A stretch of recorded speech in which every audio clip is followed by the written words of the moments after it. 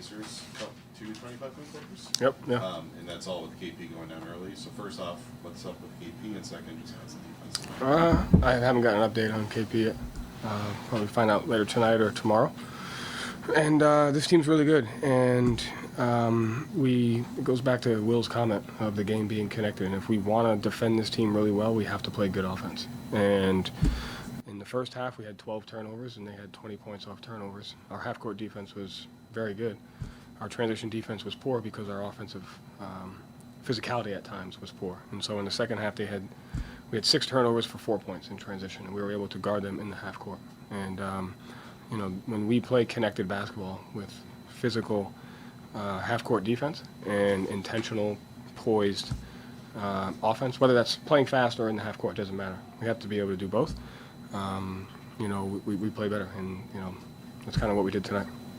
And the one, I guess, positive of the situation is O'Shea gets to play, and he had a pretty big impact with his rebounding, actually finally scoring at the end there in 3.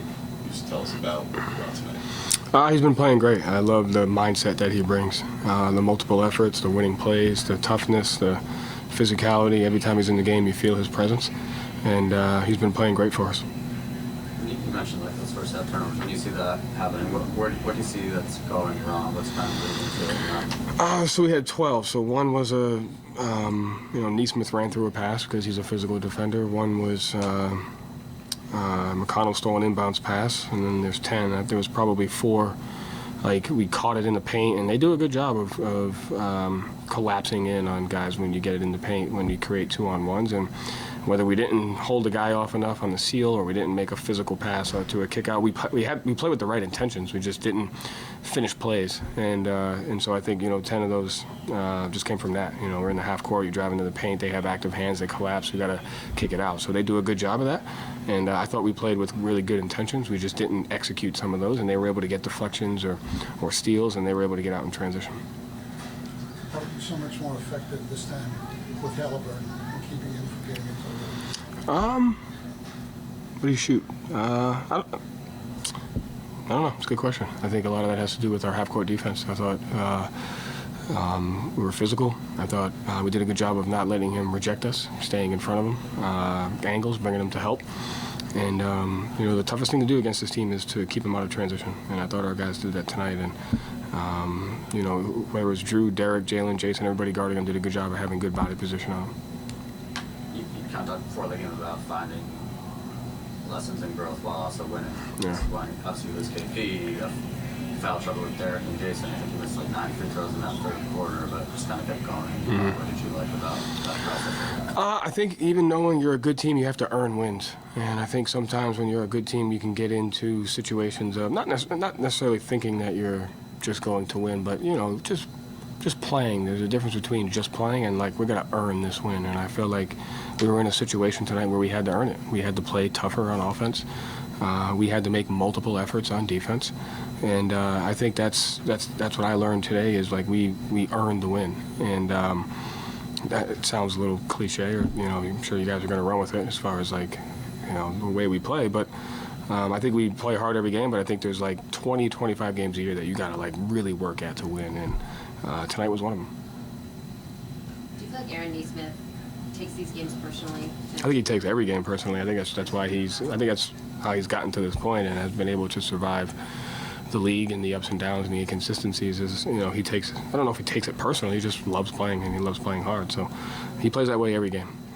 And then we talked about guys stepping up at Al Horford and the winning plays that he made today. The best. The high hand steal for the transition, the offensive rebounds that he's getting. You know, he's just a guy that you can always rely on, and he leads by example. And you know, his positivity is contagious, and his poise is contagious. So he's the best. We didn't even ask you about Jayson. Hit 8 threes, 38. That's what happens when you have a guy like him, is you take him for granted sometimes. So there's been a lot of times this year we've asked you, like, you know, what's wrong with the shooting? Why isn't it going? That sort of thing. What are you seeing from now? You're always like kind of laughing at us like that. But I'm not laughing at you. I'm just laughing because I think it's so interesting that that when you have a guy for so long, it's not that we take him for granted. It's just it's easy when you get new toys or like you have different things that we want to talk about. And it's actually the ultimate compliment. I was telling him when you get to the point where like you're so good and you're so good from a basketball standpoint and you want to get better and you're such high character that people can take it for granted. I think that's the ultimate compliment because they start to just see it as like, oh, you're just supposed to do that. And his growth as a player in the last month, I think, has exponentially just jumped. The patience that he's playing with on drives, his potential assist average, his screening, his ability to know that he needs his teammates to make him better.